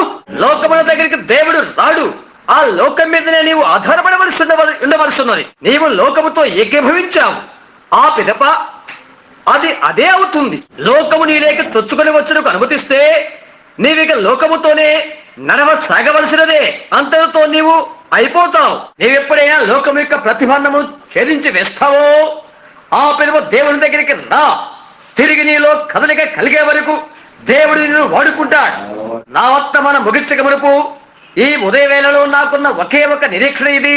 సంసోను బంధించబడి ఉన్నప్పుడు కొత్త వెంట్రుకలు పుంజుకొని పెరుగుతూ ఉన్నవి. కడవరి కాలములకు కొంచెం ముందుగా దేవుడు మరొక సంఘమును పంపించును. పరిశుద్ధాత్మక శక్తి ఆమెలోనికి వచ్చి ఆత్మ నిరూపణల ద్వారా మార్కు సువార్త 16 సంఘమును వెంబడించును. అపోస్తుల కార్యము 2:4 మరి అపోస్తుల కార్యం 2:38 ఇవన్నీ కూడా సంఘమును వెంబడించును. అపోస్తుల యొక్క సూచికలు అద్భుతాలు అనుకరణ అవుతవి. ఆయన పునరుద్ధానం యొక్క గొప్ప గురుతులు వారిని వెంబడిస్తవి. మనము చెరసాల్లో ఉంటే ఆఖరిగా చంపబడిన ఆ గొప్ప హత్య నిమిత్తమై దేవుడు మరొక చోట పంటను పెంచుతాడు. ఈ విధవేళ ఇక్కడున్న నా క్రైస్తవ స్నేహితుడా, అది నీవే కావచ్చునేమో. నీ బలమే మొలకెత్తునకు ఆరంభించునేమో. ఈ ఉదయ వేళలోనికి ఈ వర్తమానం ఏ ప్రాంతానికి ఇది వెళ్ళిపోతుందో అందుకై నేను ప్రార్థించుతున్నాను. నీ బ్రతుకులో తిరిగి ఆత్మశక్తిని ఎదిగించినట్లుగా నీ పరిస్థితులు స్థితిగతులు ఈ వర్తమానం ఒక విటమిన్ గా ఉపయోగించగలదని నేను నమ్ముతున్నాను. తల్ల వంచి ప్రార్థించుకుందాము. ఆకాశములకు భూమికి సృష్టికర్తకు ఓ ప్రభువైన దేవా, నిత్య జీవానికి కర్త, ఆత్మ సంబంధంగా ప్రతి మంచి ఈవికి ప్రధాత, ఈ ఉదయ వేళలో ఈ మాటలను స్వీకరించి వారి హృదయాలలో నాటింపచేసి నీరు కట్టండి ప్రభువా. లోకం సంఘముతో సరసమాడుచున్నదని ఎరిగి వీటి విషయం ప్రజలు ప్రార్థించుదురు కాక. అది చిట్ట చివరికి దాని యొక్క బలమును దాని రహస్య స్థలమును తెలుసుకొని ఆ రహస్యం ఎచ్చట దాగుందో అదే తెలుసుకొని దానికి క్షవరము చేసినది. ఒకప్పుడు జయమని కేకలు వేసిన ప్రజలను తీసుకొని ఒకప్పుడు జయం పొందిన వారు వారి తలలు గురిగేశారు. ఎంతవరకనగా బుధవారం ఇంట్లో కూర్చొని టెలివిజన్ ప్రోగ్రాంలు చూస్తూ ఉంటారు. వారి హృదయంలోని ఆనందాన్ని తొలగింపచేసి దేవుని ఎల్ల వారికి ఉన్న ప్రేమ కంటే మరెక్కువైన ప్రేమను లోకము ఎల్ల కలిగింపచేస్తారు. సువార్తను ప్రకటించడం కంటే లోక కార్యకలాపాలు, లోక ఆశలకు, లోక క్రియలకు స్థానాన్ని చూస్తుంటారు. ఇక్కడ మేళ తాళాలు లేనట్లయితే, ఊయలు ఊహించి భ్రమింపచేసే అలాంటివి లేనట్లయితే ఇక ఆ పాతబడిన సువార్త అవసరం లేదు వారికి. అదే ఆత్మకు ఆనంద భాష్పాలు కలిగించేది, తిరిగి దైవిక స్వస్థతను చేకూర్చేది. అదే అపోస్తుల వరాలను సంఘానికి అనుగ్రహించేది. అదే నేటి మెస్సయ్యను పునరుద్ధాండిగా క్రీస్తు యొద్ద తీసుకుని వచ్చేది. అదే ఆ నిజమైన రాజే వచ్చినప్పుడు ఆయన వారు గుర్తెరగలేదు. ప్రభువా, అదే నేడు కూడా జరుగుతూ ఉన్నది. మహిమగల రాజు పరిశుద్ధాత్మకపడెను. ప్రభువా, అది వారికి తెలియదు, దాని వారు తెలుసుకొనలేదు. ప్రభువా, ఈ ప్రజల సాతాను చేసిన క్రియ ఇదే. ఎవరైతే ఆత్మరముతో ఆకలి దప్పికతో విజ్ఞాపన దీక్ష కలిగి యథార్థ హృదయులై ఉన్నారో అట్టి వారి సంసోను దేవుడు ఈ క్రొత్త పంట ఎదుగు వరకు దానితో వారు ఏకమిచురుగాక ప్రభువా. సియోనులో ఆనందం మరలా వచ్చే వరకు అలా ఉందురుగాక. ఆ పిదప గుర్తించి గ్రహించగల ఒక వర్గం ఉద్భవిస్తుంది. వారే మెస్సయాను, లోకానికి మరుగై ఉన్న శక్తిని ఏ లోకమైతే అర్థము చేసుకోలేదో ఆ బలాన్ని వారు చూడగలుగుతారు. దేని వారు చూచురీతిగా అనుగ్రహించండి ప్రభువా. యేసు నామమున ప్రార్థిస్తున్నాము, ఆమేన్. ఆహా, ఆయన నేను ఎలా ప్రేమించాలి? ఆయన శక్తిని అనుగ్రహిస్తాడు. వారంతా ఏక మనసుతో మేడగదిలో ఉన్నారు. లోకమంతా వారిలో ఉండి ఎండిపోయినది. వారు ఖాళీగా ఉన్నారు. అశుద్ధాత్మ వచ్చిరి. మరి నేడిలా చెప్తారు, రండి సంఘములో చేరు. పుస్తకములో నీ పేరు ఉంటే సరిపోతుంది. లేక తల వంచి ఇలా చెప్పు, క్రీస్తు దేవుని కుమారుడని అంగీకరిస్తున్నాను. ఇక లే, దయ్యము అదే కార్యాన్ని చేస్తుంది. నిశ్చయంగా యూదా బాప్తిసం పొందినప్పుడు దయ్యము బాప్తిసం పొందినది. యూదా వెళ్లి సువార్త ప్రకటిస్తున్నప్పుడు దయ్యము వెళ్లి సువార్త ప్రకటించినది. అయితే దయ్యము పరిశుద్ధాత్మను పొందుకోలేదు. అది ఇదే దాచబడిన బలము ఉన్నది అక్కడే. ఆ పునరుద్ధానము ఎటువంటి అనుమానం అనేది లేకుండా నిశ్చయతను ఎరిగి ఉండును. ఆమేన్. ఆయన ఇక్కడే ఉన్నాడు. మెస్సయగు ఆ పరిశుద్ధాత్మయే ఇంకా సంఘములో ఉన్నాడు. ఆయన విడిచిపెట్టడు. యుగ సమాప్తి వరకు మీతో సదాకాలము మీలో నేనుండెదను. నేనక్కడ ఉంటాను. నేను చేసిన కార్యాలను మీరును చేయుదురు. నేను నా తండ్రి యొద్దకు వెళ్ళుచున్నాను కనుక వీటికంటే ఎక్కువ మీరు చేతురు. అయితే లోకము దాన్ని రాజీ చేస్తున్నది. ఓ, ఆ దినాలు గతించినవే. ఇప్పుడు నీవేమి చేయాలని దయ్యం ఆ ఆశ కలిగిస్తున్నది. వారైతే నిన్ను మైమరింప చేయాలని ఆశిస్తున్నారు. నీవు బాప్తిసము తీసుకోవాలని దేవుడు ఆశిస్తున్నాడు. నీవిలా చెప్పవచ్చు, ఓ అవన్నీ కూడా నేను నమ్మను. నీవు వెళ్ళు, నీవు వెళ్ళి నీ పాపములోనే బ్రతుకు, నీ పాపములోనే జీవించు. అయితే నీవు కుళ్ళి మగ్గే వరకు, నీ సొంత భావాలు కుళ్ళిపోయే వరకు, నీ ఆచార అలవాట్లు మరిగిపోయే వరకు, తిరిగి జన్మించి తిరిగి పుట్టే వరకు ఆ నూతన జీవము అదంతా గతించిన దానికి ఎంతో వ్యత్యాసకరంగా ఉంటుంది. గోధుమ గింజ పసుపు రంగుగా పాతిపెట్టబడుతుంది. అది తిరిగి పచ్చదిగా మొలకెత్తుతుంది. కఠినమైనదిగా భూమిలోనికి వెళ్తుంది. కప్పవేయబడుతుంది. మృదువైందిగా గాలికి రెపరెపలాడుతూ వస్తుంది. మహిమ హల్లెలూయా. గాలి వీచుట ఆరంభము కాగానే విత్తనం ఏమీ చేయదు, కానీ అది కదలుతుంది, వంతు మారుతుంది. అయితే ఆ మొక్క రెమ్మ వంగిపోతుంది, ఆనందిస్తుంది. ఆ పిదప పెరుగుతుంది, దానికనే బలం పుంజుకుంటుంది. విత్తనము కుళ్ళిపోయి మృతమైపోయేంత వరకు అది రెమ్మగా కాలేదు. చచ్చిపోవడం మాత్రమే కాదు, కానీ కుళ్ళిపోతుంది. మరలా తన ప్రథమ స్థితికి రాలేదు. ఎందుకంటే జీవము దానిలో నుండి వెడలిపోయింది. కాబట్టి కొద్దిసేపటి క్రితమే నేను చెప్పిన రీతిగా జన్మ అనేది భయంకరమైన విషయం.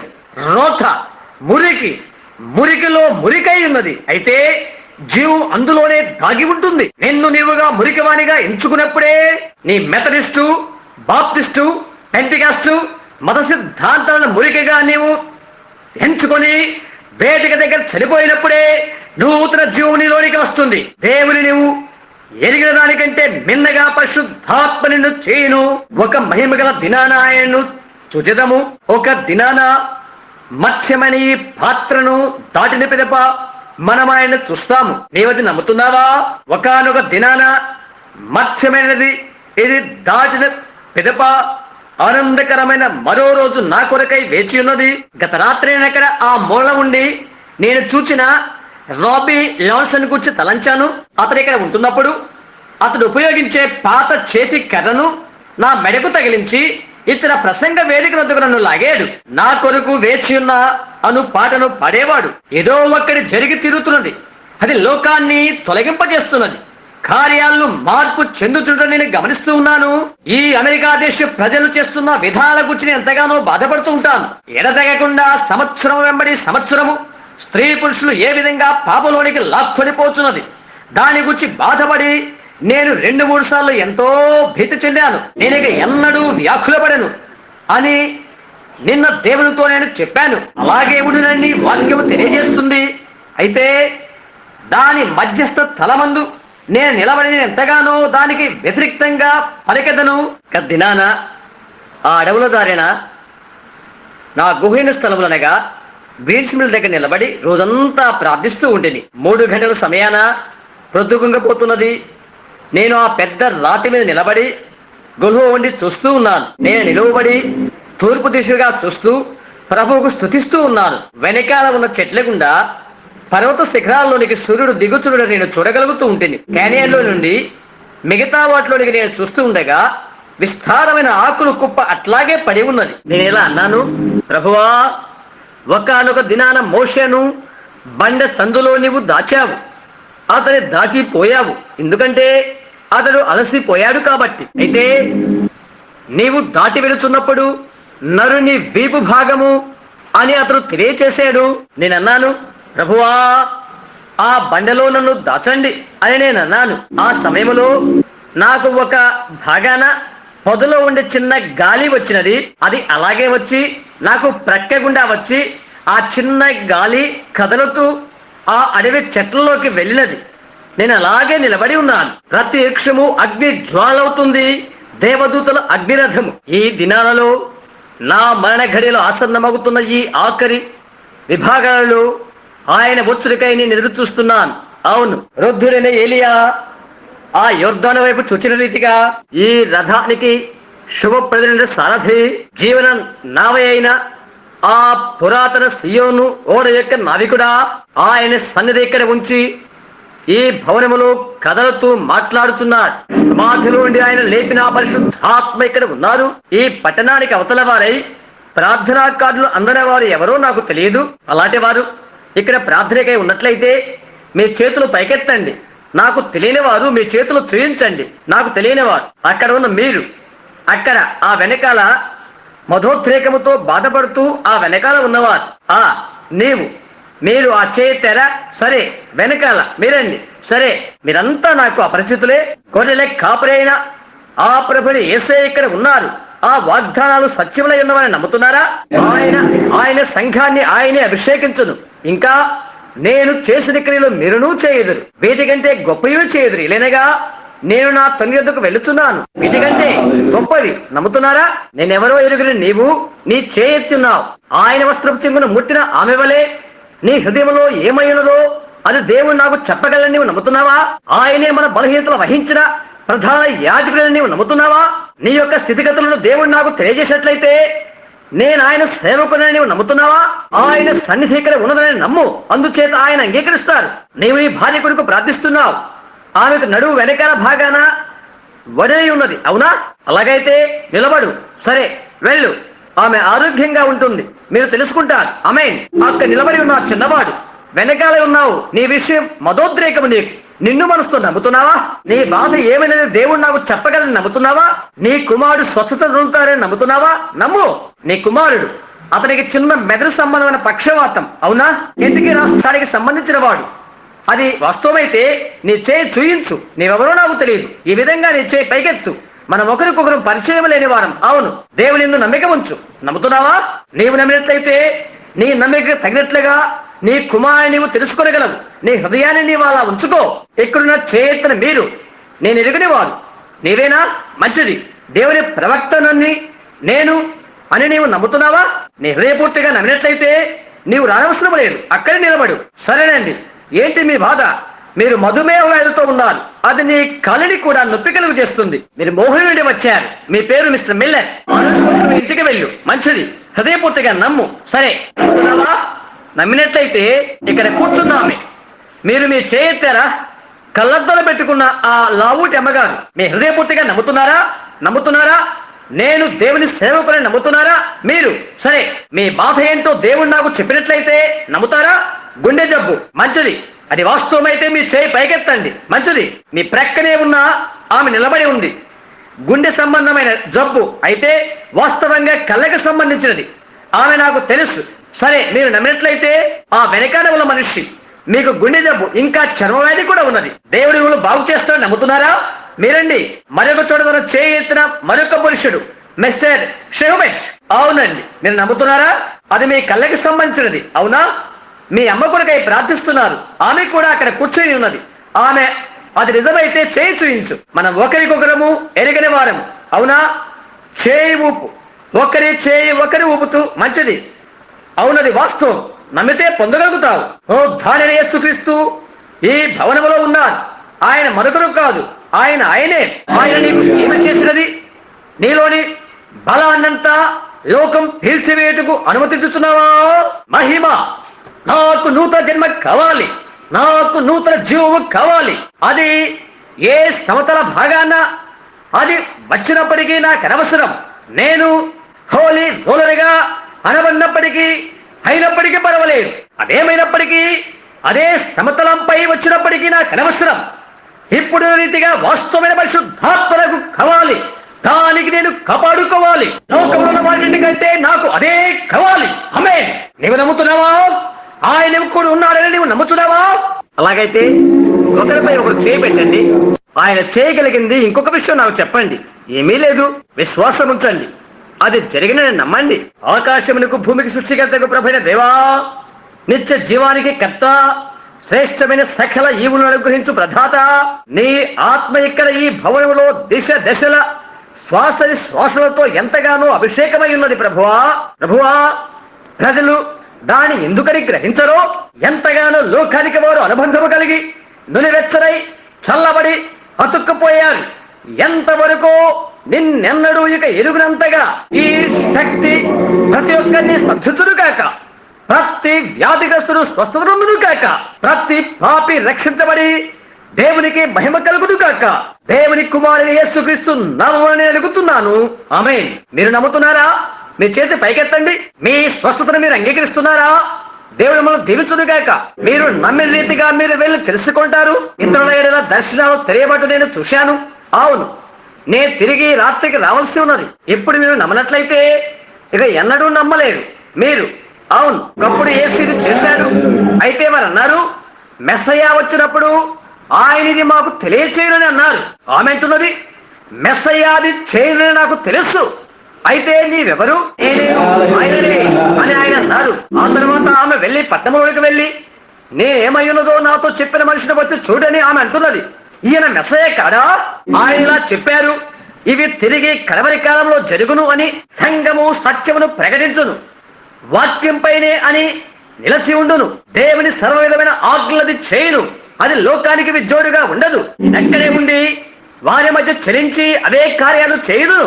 వారు చెప్తారు, వారు గర్వంతులు, మూర్ఖులు, దేవుని కంటే సుఖాలు ఎక్కువగా ప్రేమించువారు, అనురాగరహితులు, అపవాదుకులు, పైకి భక్తి గల వారి వలె ఉండి ఎంతో భక్తిగా ఉంటారు, గురులకు హాజరవుతారు, పైకి భక్తి గల వారే ఉండి దాని శక్తిని నిరాకరించువారు. అలాంటి వారికి దూరముగా ఉండాలి.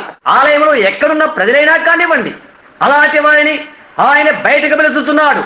దర్శనం నా ఎదురుని వెళ్ళిపోయినది. నేను చెప్పినది సత్యమైతే మీరెవరైనది నాకు తెలియదు. అది ఎవరైనప్పటికీ చేయెత్తండి. సంఘమంతటిలో ప్రతి ఒక్క చోట. సరే, గమనించండి, వారెవరో తెలియదు, ఎన్నడూ చూడడం లేదు. ఇక్కడున్న పరిశుద్ధాత్మకు తెలుసు వారి సంగతి. అది నాలో ఇంటి చూచడం లేదా? ఆయన నాకు అప్పచెప్పాడు. వాక్య సత్యము చేత ఆయన నన్ను నమ్మి ఉన్నారు. ఎందుకంటే సత్యం వాక్యం వలనే వస్తున్నది. మీలో ప్రతి ఒక్కరు మారు మనసు పొంది పాప క్షమాపణ నిమిత్తం యేసుక్రీస్తు నామమున బాప్తిసం పొందండి. అప్పుడు పరిశుద్ధాత్మ వరమును మీరు పొందుదురు. ఈ వాగ్దానం మీకును మీ పిల్లలకును దురస్తులందరికీ చెందును. మీరు నమ్ముతున్నారా? ఇంకా కొద్ది సమయం తర్వాత బాప్తిస్మ కార్యక్రమం ఉన్నది. తల్ల వంచుకుందాం. బాప్తిస్మ కానీ వారు సిద్ధపడుతుండగా పాస్టర్ గారిని ప్రార్థించమని కోరుతున్నాను. బాప్తిస్మ కార్యక్రమం ముందు ఉందనుకుంటాను. సరే.